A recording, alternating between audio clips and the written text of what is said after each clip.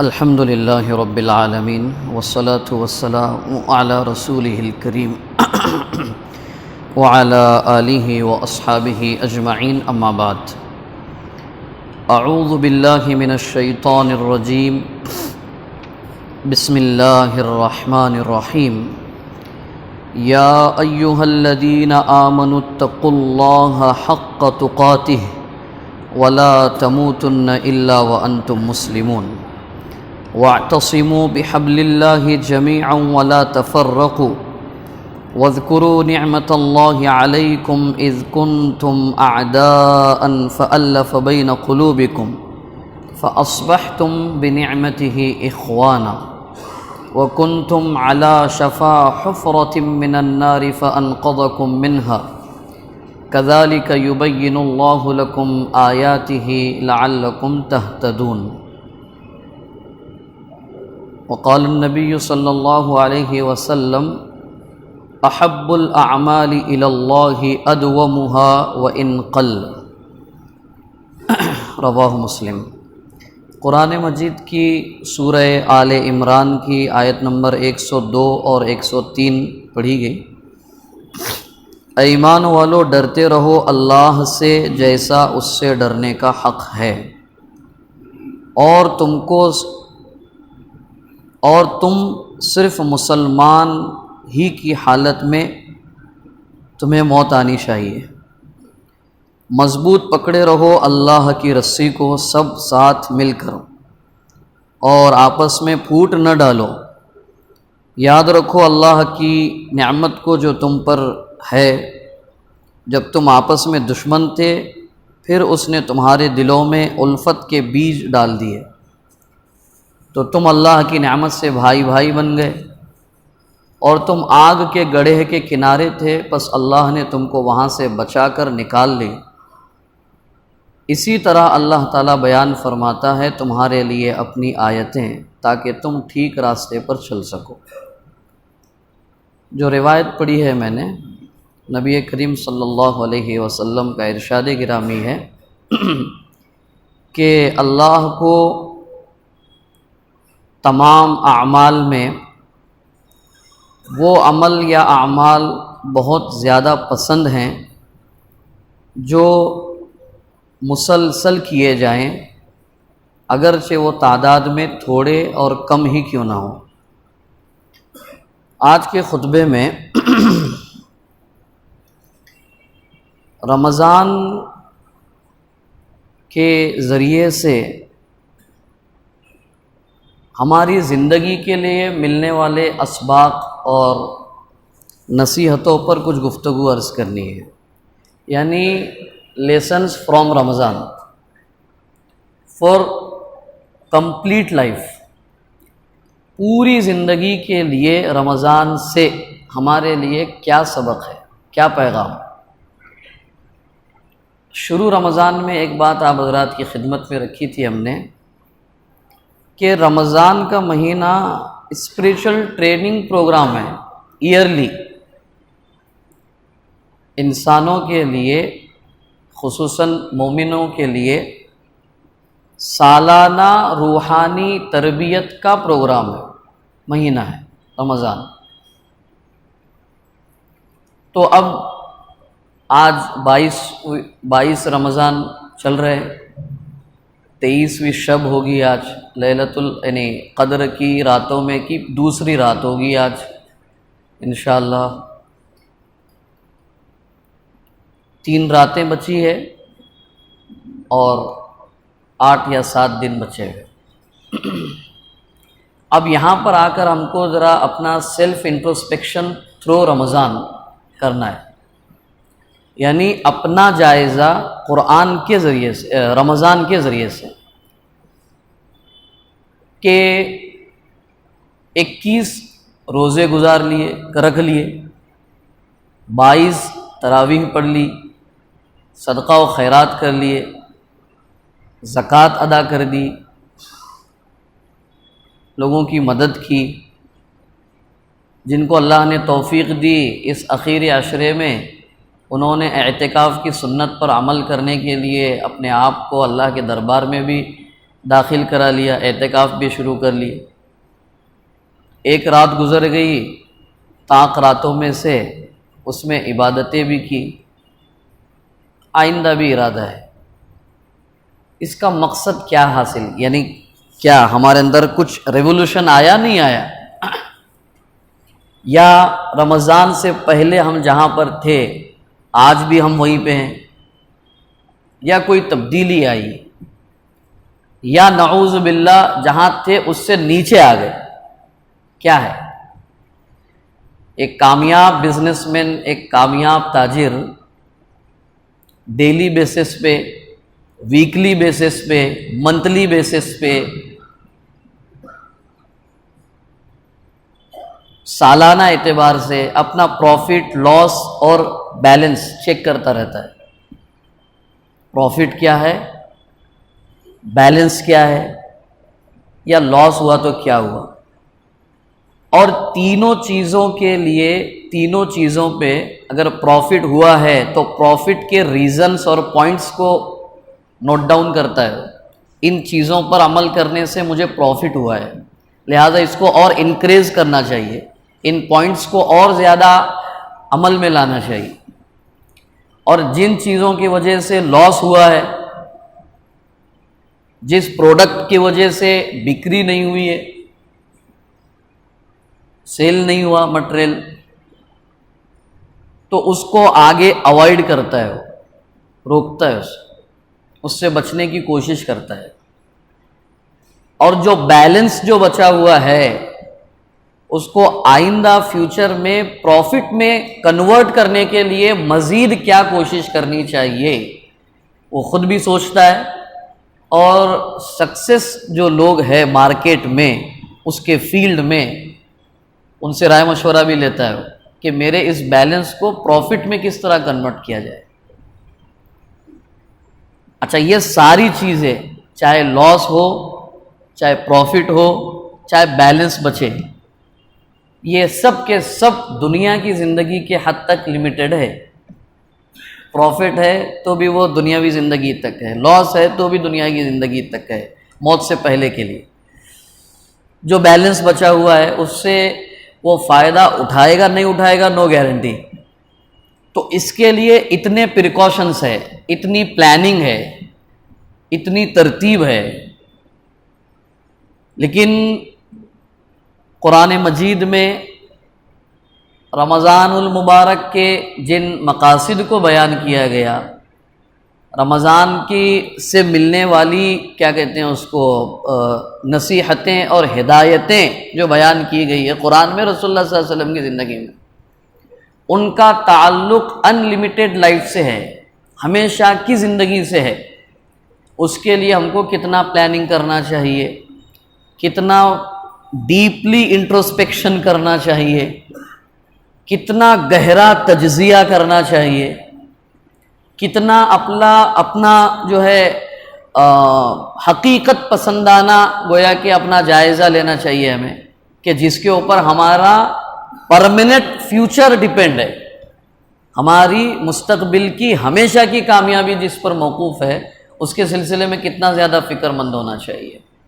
بہرکیف سب سے پہلی چیز جو رمضان المبارک سے اللہ تبارک و تعالی ہمیں سکھانا چاہتے ہیں پرماننٹ بیسس پہ، زندگی کے ہر موڑ اور ہر سچویشن اور ہر موڑ کے لیے، وہ ہے کنٹینیوس اسٹرگل، مجاہدہ. یہ پہلا سبق ہے رمضان کے اعمال اور رمضان کے عبادتوں کے ذریعے سے. اب مجاہدہ کیا ہے؟ یعنی اپنے نفس کے خلاف پیش آنے والی باتوں کے مقابلے میں صبر اور تحمل کے ساتھ زندگی گزارنے کا اپنے آپ کو عادی بنانا. یہ زندگی ایسی ہے، یہاں کبھی بھی ایسا نہیں ہوگا کہ ایک آدمی پیدا ہونے سے لے کر موت تک جو اس کے اطراف میں جو دنیا اور جو کائنات بستی ہے وہ سب کے سب اس کے فیور میں چلے. امپاسبل ہے، یہ ناممکن ہے. مختلف اعتبار سے اس کو اپنے اطراف میں بیوی، بچے، دوست، احباب، امپلائی، مالک، colleagues, student, teacher, X Y Z, جتنے ریلیشنس ہو سکتے ہیں، اس سے ہمیں اکثر و بیشتر ناگواری کے واقعات اور ناگواری کا تجربہ اور ایکسپیرینسز ہوتے رہیں گے. ان حالات میں نفس پر کنٹرول رکھتے ہوئے زندگی گزارنا پہلا سبق ہے رمضان کا. اگر یہ سیکھا تو رمضان کو گویا کہ ہم نے اچیو کر لیا، اور اگر یہ نہیں سیکھا تو ہم نے رمضان گزار لیا، رمضان کو اصول نہیں کیا ہم نے.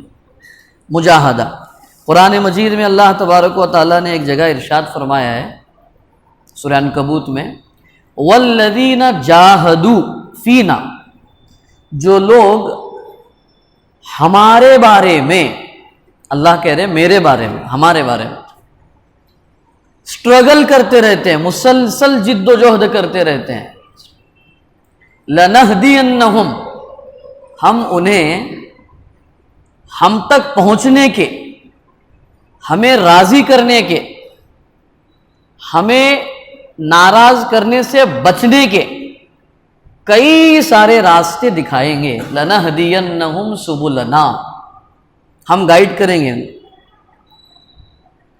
اور مفسرین نے تو اس کی تشریح میں اتنی گویا کہ بہترین بات لکھی ہے، لنہدینہم، جن کو عربی سے واقفیت ہے میں سے، اس میں شروع میں لام تاکید ہے، اس کے بعد آخر میں نون تاکید ثقیلہ کہتے ہیں اسے، لام تاکید ہے، نون تاکید ہے. کہتے یہ ہے کہ جو ہمارے لیے مسلسل جد و جہد کی زندگی گزارتا ہے، کمفورٹ زون سے باہر نکل کر زندگی گزارتا ہے، ہماری رضامندی حاصل کرنے کے لیے، ہماری ناراضگی سے بچنے کے لیے کمفورٹ زون سے باہر آ کے زندگی گزارتا ہے، اس کا ہاتھ پکڑ کر ہم اس کو اپنے تک پہنچانے کے راستے پر لا کر کھڑا کریں گے اور چلانے کے لیے فرشتوں کی مدد فراہم کریں گے. اس ضرورت اس بات کی ہے کہ ہم اپنے آپ کو اللہ کے لیے اسٹرگل کرنے والا بنائیں. ہم لوگ ایک دکان سے دو دکان کرنے کے لیے ماشاءاللہ اسٹرگل کرتے ہیں، اچھے کپڑے پہننے کے لیے اسٹرگل کرتے ہیں، اچھا کھانا کھانے کے لیے اسٹرگل کرتے ہیں، ہر چیز ایکس وائی زیڈ. اللہ کو خوش کرنے کے لیے کتنا اسٹرگل کیا ہم نے. آپ روزے کو لے لیجئے، تراویح کو لے لیجئے، اعتکاف کو لے لیجئے، صدقہ و خیرات کو لے لیجئے، جو کوئی عبادتیں رمضان میں ہیں اس کا کامن میسج سمرائز کر کے اگر لیا جائے تو یہ ہے، اللہ کو خوش کرنے کے لیے جو کچھ کیا جا سکتا ہے وہ تمام کے تمام اپنی طاقت بر، اپنے طاقت کے مطابق کرنا، یہ گویا کہ رمضان مبارک کا پہلا سبق ہے. مردوں کے لیے بھی، عورتوں کے لیے بھی، بچوں کے لیے بھی، بڑوں کے لیے بھی، بوڑھوں کے لیے بھی، جوانوں کے لیے بھی، سب کے لیے پہلا کام. اور یہ مجاہدہ جو ہے نا، اسٹرگل، یہ انڈیویجول لائف اور کمیونٹی لیول پر بھی ضروری ہے. ہم آرام پسند لوگ ہو گئے ہیں آج، انفرادی بھی، اجتماعی طور پر بھی، امت کے اندر بھی اسٹرگل کا کوئی مادہ نہیں رہا ہے. بس کھانا پینا، اپنا کاروبار اور آرام، بس اسی میں ہے. تو انفرادی زندگی کے لیے بھی ضروری ہے، اجتماعی زندگی کے لیے بھی ضروری ہے. ہر طرح کی دین کے لیے، اپنی تعلیمی سطح کو بلند کرنے کے لیے، ملک میں اپنا کردار ایکٹیولی ادا کرنے کے لیے، ہر معاملے کے لیے مجاہدہ ضروری ہے. کمفورٹ زون سے باہر نکلنا ضروری ہے. یہ پہلا سبق ہے رمضان کا. کیونکہ سکسیس جو ہے نا، کامیابی، کسی مٹیریل کو حاصل کرنے کا نام اصل میں ریئل سکسیس نہیں ہے. میں نے کوئی گاڑی خریدی تو میں سکسیس ہو گیا، مجھے جاب لگ گئی میں سکسیس ہو گیا، میں نے ایک گھر بنا لیا کامیاب ہو گیا. دیٹ از نو سکسیس، یا پرماننٹ سکسیس نہیں ہے. یہ قرآن کی روح میں سکسیس یہ ہے کہ اللہ کی رضامندی والے راستے پر آدمی چلنا شروع کر دے. یہ چلنا کامیابی ہے، چاہے اب اس میں وہ کمزور پڑے، تیزی سے چلے، اللہ کی رضامندی کے راستے میں چلنے میں کھونا بھی پانا ہے اور مرنا بھی جینا ہے. اصل یہ اصل کامیابی ہے کہ آدمی اللہ کی مرضیات کے راستے پر چلے، اس کے لیے اسٹرگل کرے. یہ ہے اصل کامیابی. یہ پہلا سبق. دوسرا سبق قرآن مجید کا وہ ہے قرآن سے ہماری وابستگی، قرآن سے ہمارا اٹیچمنٹ. میں نے شروع میں بھی کہا تھا یہ جو تراویح کا ایک نظام ہے جس پر بعد میں اور امت کے بڑے طبقے نے، اہل علم نے اجماع کیا کہ پورا رمضان تراویح پڑھی جائے، سنی جائے، اور اس میں قرآن مکمل طور پر سنا اور سنایا جائے. کیا ہے یہ ایک پیغام ہے یہ کہ تم انفرادی طور پہ تو پورے سال میں قرآن کا تمہارا از اول تا آخر پڑھنا اور سننا ہو سکتا ہے امپاسبل ہو، نہ یا مشکل ہو. امپاسبل نہیں ہے، مشکل ہو، ڈیفیکلٹ گزرتا ہو تمہیں، تو کم از کم سال میں ایک مرتبہ اللہ کے پیغام کو عمل کی نیت سے، پہنچانے کی نیت سے کم از کم از اول تا آخر کم از کم سن تو لو اللہ کیا کہہ رہا ہے. یہ ایک قرآن مجید کے ہم لوگ صرف اور صرف حامل ہیں، یعنی قرآن کو ماننے والے ہیں ہم لوگ. صرف نہ ہم قاری قرآن ہیں، نہ عالم قرآن ہے، نہ عامل قرآن ہے، نہ مبلغ قرآن. قاری قرآن ڈیلی بیسس پہ قرآن مجید کی تلاوت کا کوئی شیڈول نہیں ہے ہمارا. ان جنرل انفرادی طور پہ ہو سکتا ہے ہم میں سے بہت ساؤں کا شیڈول ہو، اللہ تعالیٰ اس میں برکت دے، مزید اضافے کی توفیق دے. ان جنرل ڈیلی بیسس پہ قرآن مجید کی تلاوت کا ہمارے پاس کوئی معمول نہیں. اس کے باوجود ہمارا دعویٰ ہے کہ ہم قرآن کو ماننے والے ہیں. قرآن کا انکار اس سے بڑا کیا ہوگا کہ ہماری ڈیلی روٹین میں قرآن کی پڑھنے کے لیے ٹائم ہی نہیں ہے. یہ قرآن کے انکار کا ایک شکل ہے. وہ آپ کو معلوم ہے رسول اکرم صلی اللہ علیہ وسلم ہمیشہ آپ علیہ الصلوۃ والسلام کے گھر سے فجر کے بعد نکلنے کا ایک معمول تھا، ایک وقت ہے. ایک دن معمول کے مطابق کچھ وفد آیا تھا، کچھ ڈیلیگیشنز آئے تھے یمن سے، نجران سے اور مختلف جگہوں سے اللہ کے وسلم سے ملنے کے لیے، اسلام کے بارے میں معلومات حاصل کرنے کے لیے. تو وہ بیٹھے تھے تو رسول اللہ صلی اللہ علیہ وسلم کو روزانہ کے جو آپ کا وقت تھا نکلنے کا، اس وقت سے کچھ تاخیر ہو گئی، لیٹ ہو گیا. تو صحابہ کرام رضی اللہ اجمعین نے پوچھا کہ اللہ کے صلی اللہ علیہ وسلم آپ روزانہ اس وقت آتے ہیں، آج آپ کو ذرا لیٹ ہوا، تاخیر ہوئی. تو اللہ کے صلی اللہ علیہ وسلم نے فرمایا میرا روزانہ قرآن کی اتنی مقدار پڑھنے کا معمول ہے، کل کسی وجہ سے میری وہ مقدار پوری نہیں ہو سکی تھی تو آج میں نے وہ مقدار پوری کر لی، تو وہ کل کی جو بچی ہوئی مقدار تھی وہ پورا کرنے کے لیے مجھے آج ذرا ٹائم لگا، اس لیے میں تاخیر سے پہنچا. یہ کون ہے؟ یہ کون ہے یہ جو کہہ رہے ہیں کہ میرا روزانہ قرآن مجید پڑھنے کا معمول ہے؟ یہ محبت وحی ہے. وحی کی نازل ہونے والا قلب مبارک ہے وہ اس ذات گرامی کی جسم مبارک میں. یہ وہ ذات ہے جس پر جبرائیل علیہ السلام روزانہ قرآن مجید کی تلاوت کرتے ہیں اور آیتیں لے کے نازل ہوتے ہیں. جس پر قرآن مجید نازل ہوا اس کا ڈیلی شیڈول ہے قرآن مجید کے پڑھنے کا، ہمارا کوئی شیڈول نہیں. پیپر تو ضرور پڑھتے ہیں. یہ آج ایک چیز آ گئی ہے، جیسے اٹھتے ہیں پہلے چیک کریں گے کیا کیا میسیجز آئے ہوئے، اس کا رپلائی کیسے کرنا ہے. اور معاف کیجئے گا مہینوں گزر گئے، اللہ کی کتاب کو کھولنے کی توفیق نہیں ہوئی. اس سے بڑی اللہ تبارک و تعالیٰ کی نظر سے ہم گرے ہوئے ہیں، اس کی اور دلیل کیا ہے؟ اللہ کی کتاب کی پڑھنے کی ہمیں مہینوں توفیق نہ ہو، اس سے بڑی دلیل ہمیں ہمارے اللہ کی نظر سے گرے ہوئے ہونے کی اور کیا چاہیے؟ اللہ کی رحمت سے ہم دور ہیں، اس سے بڑی دلیل کیا چاہیے کہ اللہ کا کلام ہمیں پڑھنے کی توفیق نہیں ہے۔ آگے کی بات اور دور ہو گئی، قاری قرآن نہیں ہے۔ اس سے آگے کی بات عالم قرآن، وہ سیکنڈ سٹیج ہے، پڑھنا ایک بات ہے، دوسرا اس کو جاننے کے لیے کیا کر رہے ہیں۔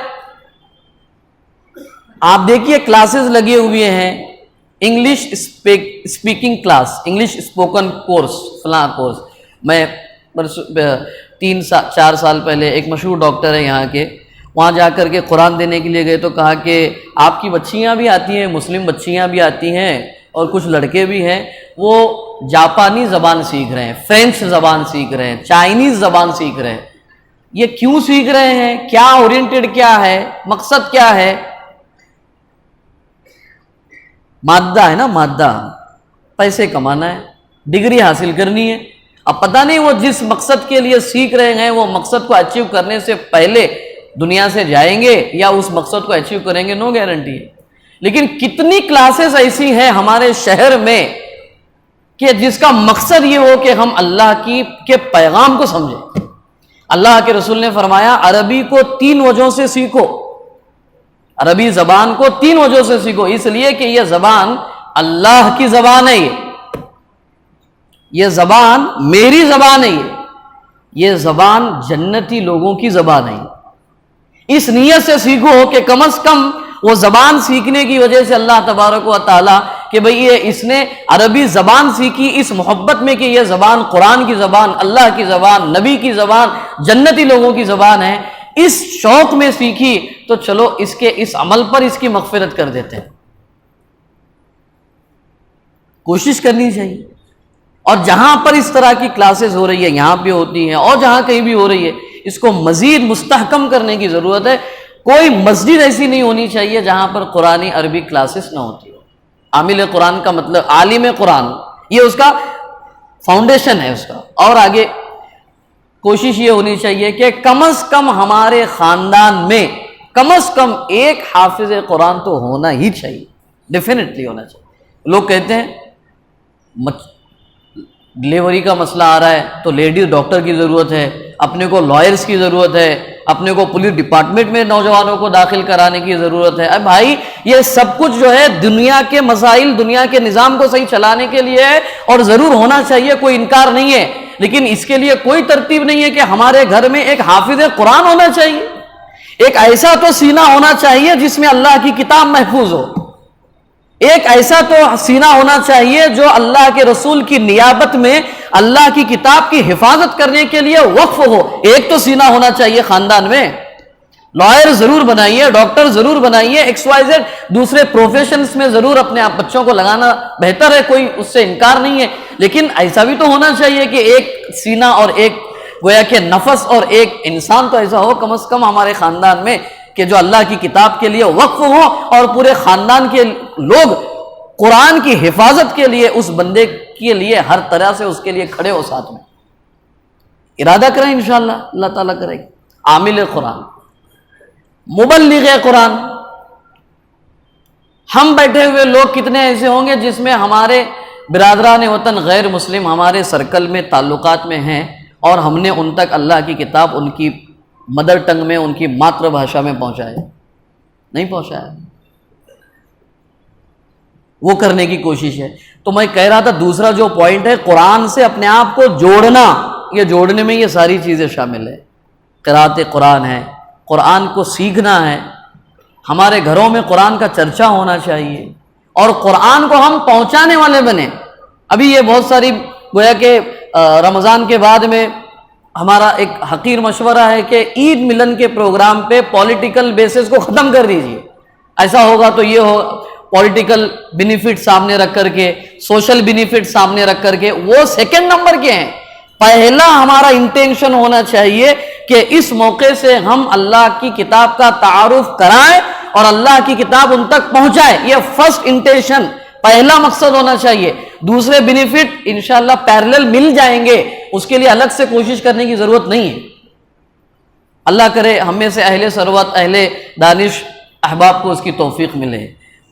تیسرا سبق جو ہے وہ مواسات اور غمخواری کا ہے، یعنی سیلفش جو ہماری سوچ بن گئی ہے، خود غرضی.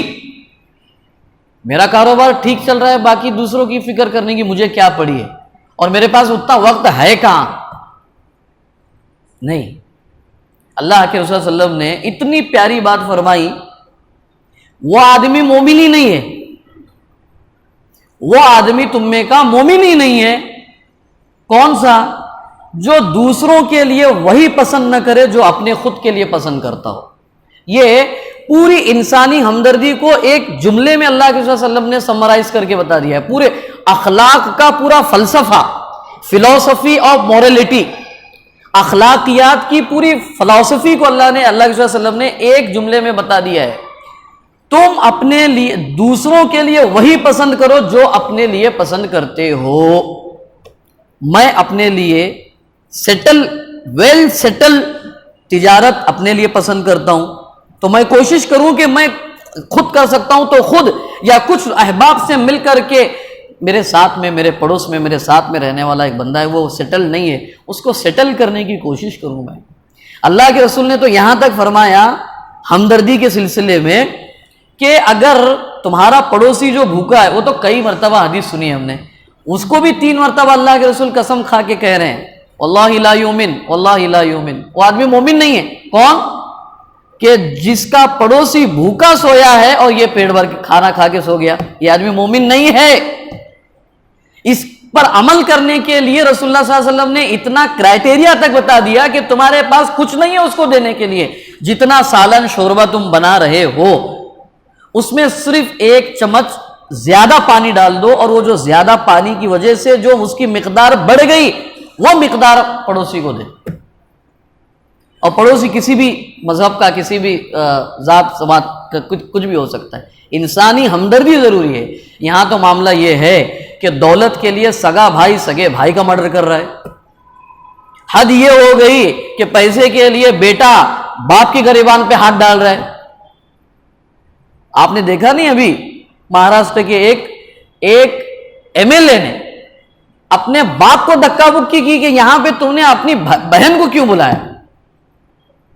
یہ لالچ ہے اور خود غرضی ہے. یہ اس سے نکالنے کا سبق دے رہا ہے، ہمدردی کا سبق. چوتھا، ٹائم مینجمنٹ. ٹائم کی تو ہمارے پاس کوئی قدر ہی نہیں ہے. یعنی اگر مثال دی جائے کہ وقت کی ناقدری کی مثال کس کمیونٹی میں مل سکتی ہے، وقت کو برباد کس طرح کیا جاتا ہے، اس کو ذرا ویژولائز کرو تو اس کو لفظ دیا جا سکتا ہے مسلم کمیونٹی. کہیں پر بھی، کوئی بھی، آپ تقریبات دیکھ لیجئے، ہمارے فنکشنز دیکھ لیجئے، شادی کے کارڈ پہ لکھا ہوتا ہے 11:30 اور نکاح ہو رہا ہے 12:15 بجے. کیا ہے یہ؟ اور برادران وطن کو دیکھیے، انہیں بولتے ہے شبھ مہورت ہے 11:43 43 45 نہیں، 40 بھی نہیں، 11:43. ہمارے ایک ساتھی کہہ رہے تھے مولانا اگر اس کی شریعت میں اگر اجازت ہو تو ہم بھی ایسے کریں بھائی، ایک کیا کہتے ہیں متبرک وقت ہے 11:29، برکت کا ٹائم ہے، اس میں نکاح ہوگا تو برکت ہوگی ورنہ نہیں ہوگی. ایسا کچھ اگر شریعت میں اجازت ہے تو اپن بھی نکالیں گے. تو میں نے کہا نکالنے کی کیا بات ہے، 11:30 جو ہے نا، جو وقت آپ نے طے کیا